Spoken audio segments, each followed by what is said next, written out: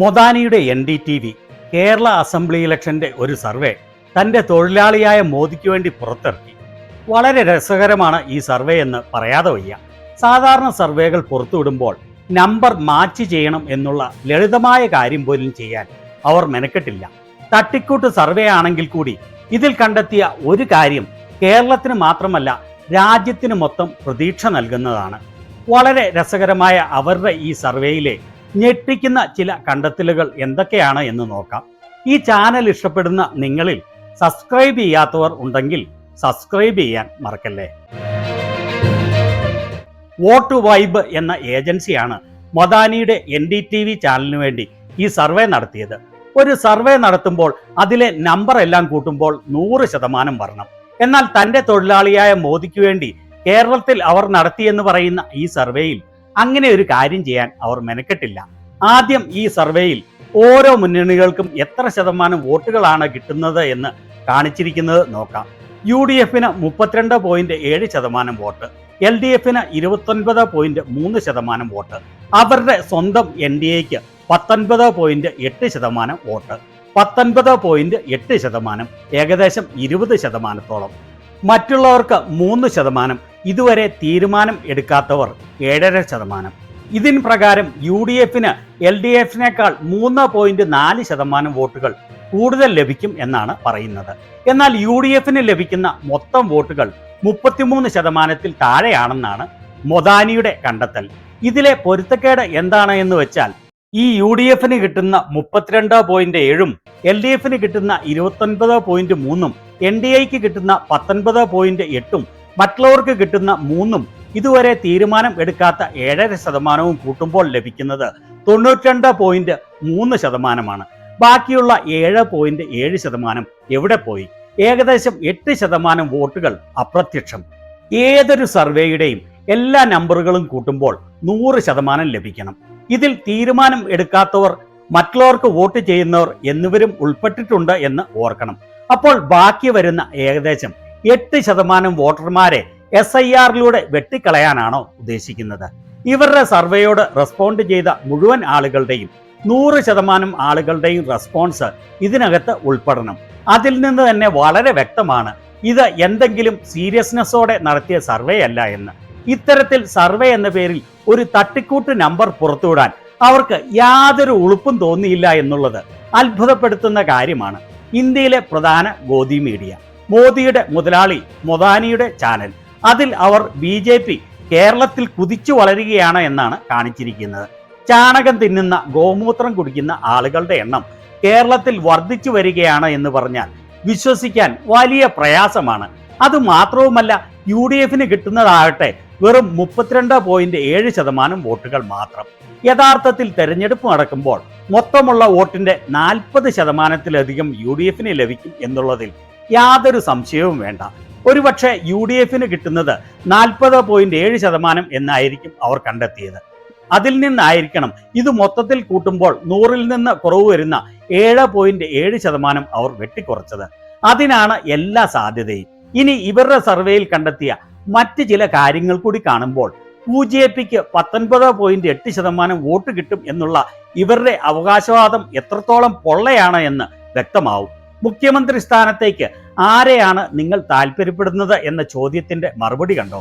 22.4% പേർ പറഞ്ഞത് പ്രതിപക്ഷ നേതാവ് VD സതീശൻ എന്ന്, 18% പേർ പറഞ്ഞത് മുഖ്യമന്ത്രി പിണറായി വിജയൻ എന്ന്, 16.9% പേർ പറഞ്ഞത് KK ശൈലജ, BJPയുടെ സംസ്ഥാന മേധാവി രാജീവ് ചന്ദ്രശേഖർ എന്ന് പറഞ്ഞത് 14.7% പേർ, തിരുവനന്തപുരത്തു നിന്നുള്ള കോൺഗ്രസിന്റെ MP ശശി തരൂർ മുഖ്യമന്ത്രിയാകണമെന്ന് താല്പര്യപ്പെടുന്നത് 9.8% പേർ. അങ്ങനെ വരുമ്പോൾ കോൺഗ്രസിൽ നിന്ന് UDFൽ നിന്ന് മുഖ്യമന്ത്രി വേണമെന്ന് പറഞ്ഞവർ 32.2% പേരാണ്. ഏതാണ്ട് UDFന് വോട്ട് ചെയ്യും എന്ന് പറഞ്ഞ ആളുകളുടെ അതേ ശതമാനമാണ് കോൺഗ്രസിൽ നിന്നുള്ള ഒരാൾ മുഖ്യമന്ത്രിയാകണം എന്ന് പറഞ്ഞത്. എന്നാൽ 29.3% മാത്രം വോട്ടുകൾ ലഭിക്കുന്ന LDFൽ നിന്നുള്ള ആൾ മുഖ്യമന്ത്രിയാകണം എന്ന് പറഞ്ഞത് 34.9% പേർ, അല്ലെങ്കിൽ 35%-ഓളം പേരാണ്. അവർക്ക് വോട്ട് ചെയ്യും എന്ന് പറഞ്ഞ ആളുകളെക്കാൾ 6% കൂടുതൽ ആളുകൾ LDFൽ നിന്ന് മുഖ്യമന്ത്രി വേണമെന്ന് അവകാശപ്പെടുക എന്ന് വെച്ചാൽ യാതൊരു തരത്തിലും അത് പൊരുത്തപ്പെടുന്നതല്ല. അപ്പോൾ ന്യായമായും കണക്കാക്കണം LDFന് ലഭിക്കുന്ന വോട്ടുകൾ ഏതാണ്ട് 35% ആയിരിക്കും എന്ന്. എന്നാൽ 20% വോട്ടുകൾ ലഭിക്കുന്ന BJPയുടെ പ്രസിഡന്റ് രാജീവ് ചന്ദ്രശേഖർ മുഖ്യമന്ത്രിയാകണം എന്ന് പറഞ്ഞത് 14.7% പേർ മാത്രമാണ്. അവർക്ക് വോട്ട് ചെയ്യും എന്ന് പറഞ്ഞ ആളുകളിൽ 1/3 പേർ, 33%-ലധികം പേർ അവരുടെ പാർട്ടിയിൽ നിന്നുള്ള ആൾ മുഖ്യമന്ത്രിയാകാൻ താല്പര്യപ്പെടുന്നില്ല എന്നാണ് അഭിപ്രായപ്പെട്ടത് എന്നാണ് ഈ സർവേ പറയുന്നത്. BJPയിൽ നിന്നുള്ള വേറെ ആരെയെങ്കിലും മുഖ്യമന്ത്രിയായി കാണാൻ ആഗ്രഹിക്കുന്നു എന്ന് പറയുന്ന ആരും ഉണ്ടാവാൻ വഴിയില്ല. അപ്പോൾ വിവേകമുള്ളവർക്ക് മനസ്സിലാവും, പരമാവധി BJPക്ക് വോട്ട് ചെയ്യും എന്ന് പറഞ്ഞ ആളുകൾ 15%-ൽ താഴെ മാത്രമാണ് എന്ന്. 20% എന്നുള്ള ഇവരുടെ നമ്പർ വെറും തട്ടിക്കൂട്ട് നമ്പർ ആണ് എന്ന്. NDAക്ക് വോട്ട് ചെയ്യുന്ന 100% പേരും രാജീവ് ചന്ദ്രശേഖർ തന്നെ മുഖ്യമന്ത്രിയാകണമെന്ന് പറയും എന്ന് ഉറപ്പാണ്. ഇതിൽ നിന്ന് തന്നെ വളരെ വ്യക്തമാണ് ഈ സർവേ വെറും ഫേക്ക് ആണ് എന്ന്. അതുപോലെ UDFന് കിട്ടുന്ന വോട്ടുകൾ 40%-ലധികം ആയിരിക്കും എന്നും 100% ഉറപ്പാണ്. ഇനി ഈ സർവേ കണ്ടെത്തിയ മറ്റ് ചില കാര്യങ്ങൾ കൂടി കാണുമ്പോൾ ഇതിന്റെ വിശ്വാസ്യത എത്രത്തോളമാണ് എന്ന് പരിപൂർണമായി വ്യക്തമാകും. പിണറായി സർക്കാരിന്റെ പ്രകടനം എങ്ങനെയുണ്ട് എന്നുള്ള ചോദ്യത്തിന് മോശം അല്ലെങ്കിൽ വളരെ മോശം എന്ന് പറഞ്ഞവർ 52% പേരാണ്. നല്ലത് അല്ലെങ്കിൽ വളരെ നല്ലത് എന്ന് പറഞ്ഞത് 34.5% പേർ. ഇടതുപക്ഷത്തു നിന്നുള്ള ആൾ മുഖ്യമന്ത്രിയാകണം എന്ന് പറഞ്ഞ ആളുകളുടെ ഏതാണ്ട് അതേ ശതമാനം. 18% നെഗറ്റീവ് റേറ്റിംഗ് ആണ് പിണറായി സർക്കാരിന്. അത്ര പേർ ഈ സർക്കാരിന്റെ പ്രകടനം മോശമാണ് എന്ന് പറയുമ്പോൾ UDFന് ഉണ്ടാകാൻ പോകുന്ന വിജയം എത്ര വലിയതാണ് എന്ന് ഊഹിക്കാവുന്നതേ ഉള്ളൂ. അതുപോലെ രസകരമായ ഒരു കാര്യമാണ്, മുഖ്യമന്ത്രി ആരാവാനാണ് ആഗ്രഹിക്കുന്നത് എന്ന ചോദ്യത്തിന് ഉത്തരം പറഞ്ഞവരുടെ ഈ ഗ്രാഫ്. 14.7% പേർ രാജീവ് ചന്ദ്രശേഖർ മുഖ്യമന്ത്രിയാകണം എന്ന് പറഞ്ഞു എന്ന് കാണിക്കുന്ന ആ ബാറിന്റെ നീളം കണ്ടോ? പിണറായി വിജയൻ ആകണം എന്ന് പറഞ്ഞ 18%-ന് തുല്യമായ നീളം നമുക്ക് വ്യക്തമായി കാണാം. 16.9% പേർ KK ശൈലജ എന്ന് പറഞ്ഞ ആ ബാറിന്റെ നീളം 14.7-നേക്കാൾ വളരെ കുറവാണ് എന്ന്. അതായത് യാതൊരു ചെക്കും ബാലൻസും ഇല്ലാതെ, യാതൊരു ക്വാളിറ്റിയും ഇല്ലാത്ത ഒരു സർവേ ആണ് ഇവർ പുറത്തുവിട്ടിരിക്കുന്നത്. ഇതിന്റെ സാമ്പിൾ സൈസ് ആണ് അതിലും രസം. വെറും 1419 പേരെ സർവേ ചെയ്താണ് ഇവർ ഇത് തട്ടിക്കൂട്ടിയിരിക്കുന്നത്. ഇത്ര ചെറിയ സാമ്പിൾ സൈസ് ഉള്ള ഒരു സർവേ എങ്ങനെയാണ് വസ്തുത കാണിക്കുക? അവസാനമായി ഈ സർവേയിൽ കണ്ടെത്തിയ ഒരു പ്രധാന കാര്യം വളരെ ഇമ്പോർട്ടൻ്റ് ആണ്. കേരളത്തിലെ യുവജനത ഇന്ത്യയിലെ യുവജനതയെ പോലെ തന്നെ കോൺഗ്രസിനോട് വലിയ തോതിൽ അടുത്തുകൊണ്ടിരിക്കുകയാണ് എന്നാണ്. 18-നും 24-നും ഇടയ്ക്ക് പ്രായമുള്ള ആളുകളിൽ 42% പേർ UDFനെയാണ് പിന്തുണയ്ക്കുന്നത് എന്ന് കാണിക്കുന്നത്.